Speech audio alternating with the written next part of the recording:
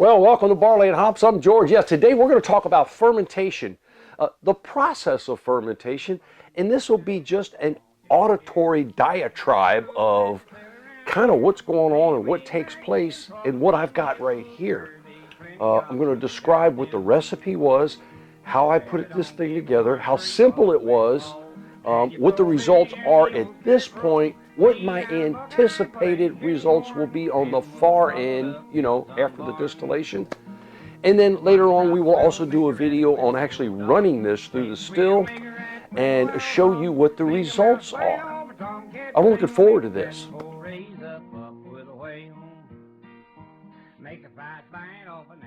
Well, we welcome back all of you homebrewers, all of you distillers, hobbyists, or those who just plain flat out want to know. We're always glad to have you back. Look, if you haven't had an opportunity yet, please subscribe, share us with your friends, and of course, comment below. We read all the comments. I may not get to answer each and every comment, but I do appreciate the comments, and they go a long way into helping us develop new videos. So, thank you. Oh, now, by the way, a subscription costs you absolutely nothing, and yes, we do feel the effects on this end, so thank you. Now, today we're going to talk about fermentation, and I want to show you, and before we go too far, I'm going to give you a close-up and show you what the results are here. I made this yesterday, and we're going to talk about what it's made of, how it was made, and what my anticipated results are going to be. But before we go there, because I know you can hear it in the background bubbling away, and we need to talk about all of that stuff, but I want to show you this because this is where you get, it's like the fruits of your labor. You get so excited. This is 10 hours old. I want to give you a close-up of this so you can see. You can actually hear these things bubbling in the background. Now, these are my two bubblers, and you'll see how active they are.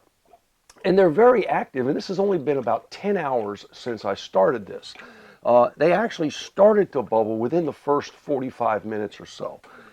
But they've become really, really active. So what this is the CO2 that's escaping out of my fermenter through this airlock, and it prevents air from going back in. Remember, once my yeasts go through their aerobic phase, they are now in what's known as the anaerobic phase, which is they are working hard in an oxygen-depleted environment to produce alcohol. Now, I get this all the time, and I know we love to see the bubbles, okay? Remember, the bubbles are an indicator. They're not a measurement tool. Now, what do I mean by that?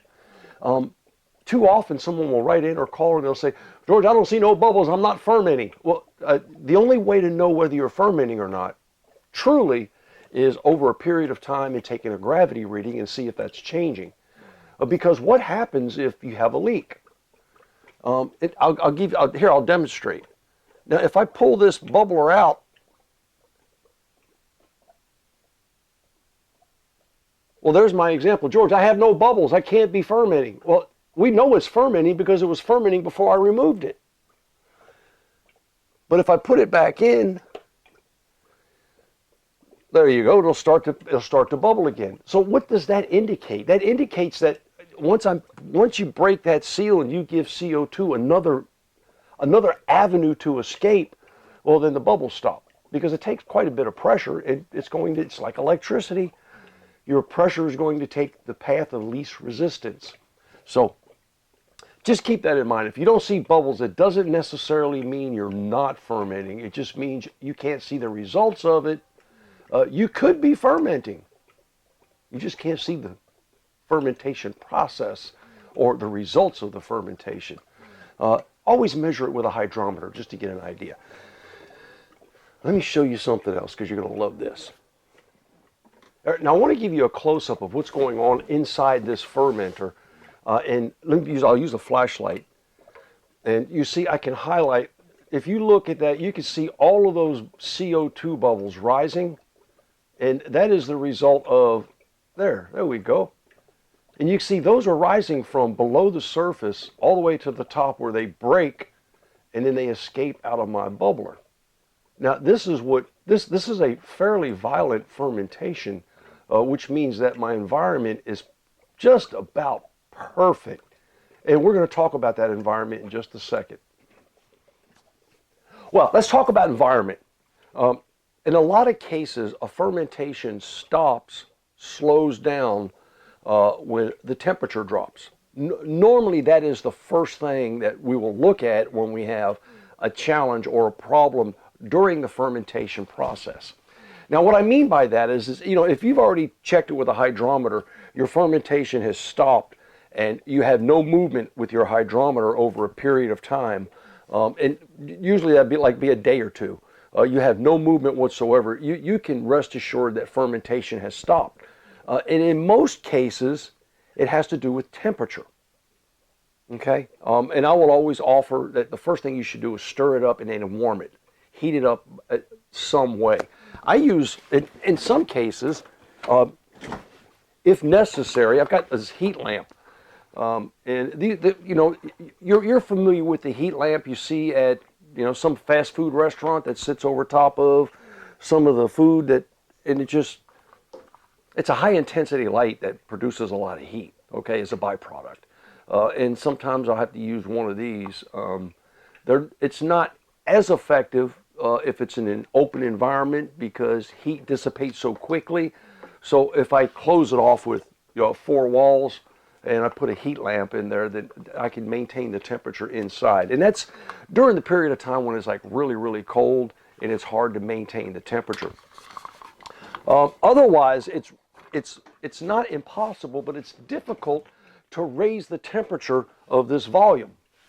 So if you start off at the right temperature, and we pitch yeast anything below 100 degrees, okay? And I know that's contrary in some cases to what you may have heard before.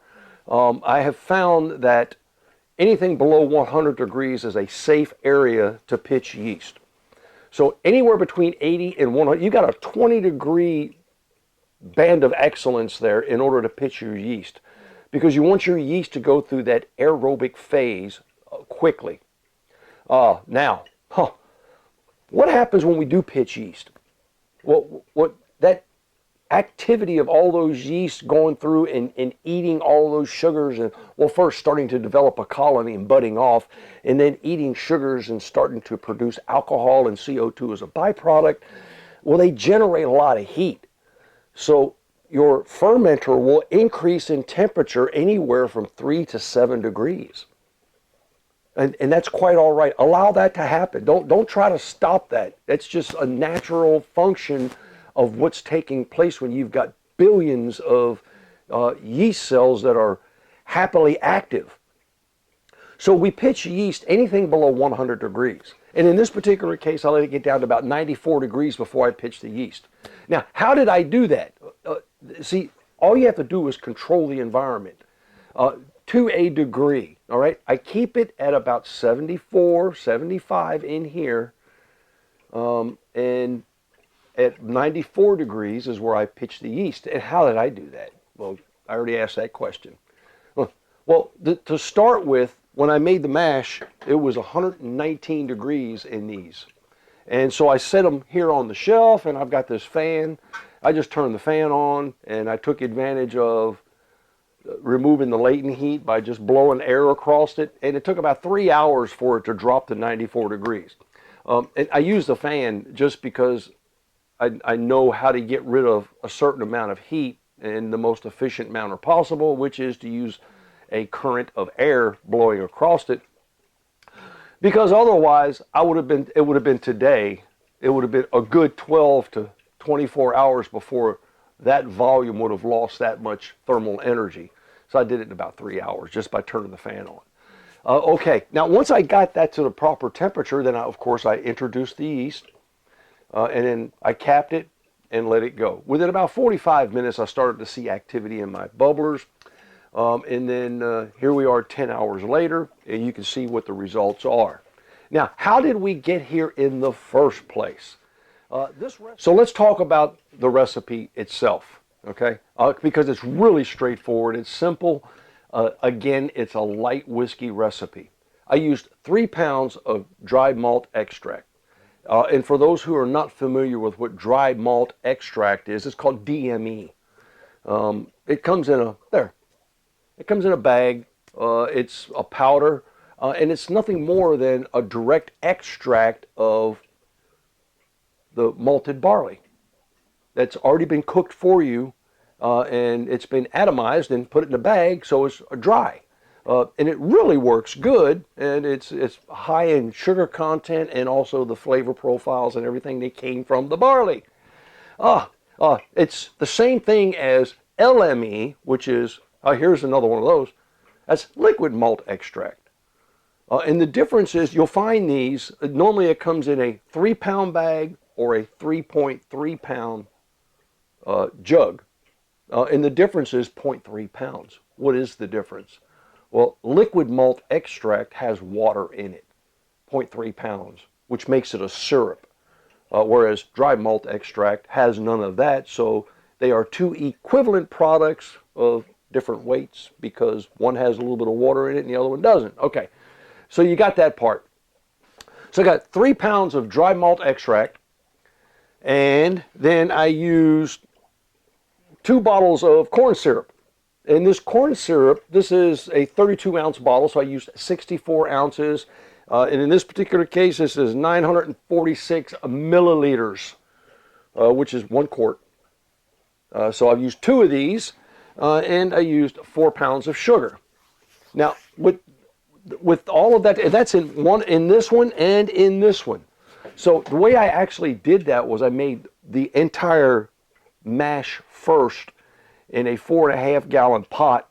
Well, it's a larger pot, but I had about 4.5 gallons of water, and I heated that water up to about 190 degrees. Not about, it was 190 degrees. And the reason I heated it up to 190 degrees, I let it sit there for about 45 minutes. And the purpose for that is I wanted to sanitize the water. All too often we forget that process. We forget that step because there's so much in water that you can use Camden tablets, and that is potassium metabisulfite. 2 tablets per gallon, two tablets per 6 gallons is plenty in order to sanitize the water. Or you can just use direct heat, which is what I had to use because I ran out of Camden tablets. So what you want to do is you want to provide the environment that's going to be healthy for your yeast, and so that they do not have to compete with other organisms. So why 190? Well, we know that somewhere around 100, I got to remember off the top of my head, the pasteurization temperature. You can pasteurize milk, you can pasteurize beer. What it is you're killing off all the microorganisms that are inside that liquid by holding them at a particular temperature for a certain period of time. And somewhere around 148, or is it 138, something like that. I hold it at 190 for about 45 minutes for 2 reasons. One, I know that period of time is going to kill anything that's in the water. Okay, I know that to start with. Number 2, I actually got sidetracked. I wasn't working just on this. This was something I was doing while I was doing something else, so I got sidetracked. So I allowed it to sit there for about 45 minutes. So I knew that my water was sanitized. Then I added 6 pounds, enough for both of these, of dry malt extract, or 8 pounds of sugar, and I added the 4 bottles of corn syrup. Now that was quite a thick mixture, and I mixed that and I allowed that to sit there for about another 30 minutes or so that we could get all sanitized and all mixed up. And because you got to allow that sugar, because it's a crystal, you got to allow that to liquefy. So all that took place. So I had a huge 4.5 gallon pot mess. It was real thick. Not real thick, but it was pretty thick. And then what I did was, after I had cleaned and sanitized my 2 glass carboys or fermenters, I split that into each one. And now we started out with 190 degrees, and I had to bring the temperature down.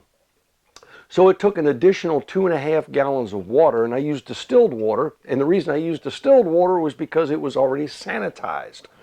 So I added the distilled water to these, and took a little over 2.5 gallons in order to top both of these off. And that dropped the temperature down to about 119.